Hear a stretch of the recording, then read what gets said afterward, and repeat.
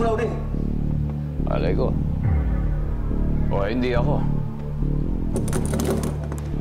Kinadiyanan niyo ako dito, sabi pagbibintangan niyo ako. O baka naman bulok yung tali na ginamit niyo sa aso kaya nakawala. Di ba? Uy, sundan niyo kaya. Baka kami makawala, yari kayo sa bus niyo. Sundan niyo na!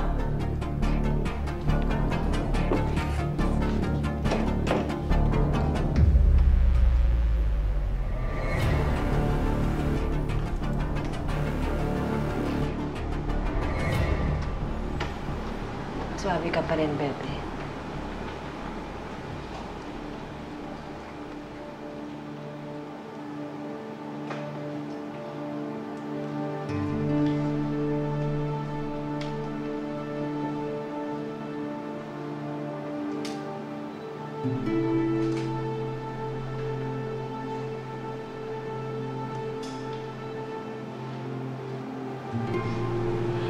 Let's go.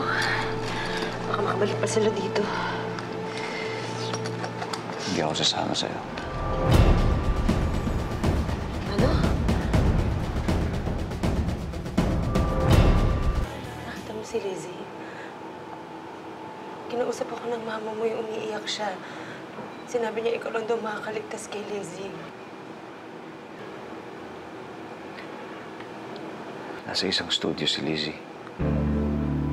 Kasama si Julian Balbuena.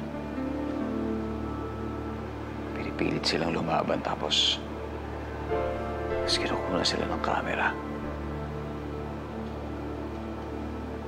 Maliligtas ko lang siya kung mapuntahan ko yung lugar na yun, pero hindi ko makita dahil parati nilang tinatakpan ang mata ko papunta roon. Lalaban ka din? Kailangan para kay Lizzie. Hindi niya kakayanin doon. Kailangan maligtas ko yung pamangkin ko sa lalong madaling panahon. Venus, tulungan mo naman ako. Tulungan mo ulit ako. Naawa na ako kay Mama. Hindi mo pa pwedeng pati si Lizzie mawala sa kanya.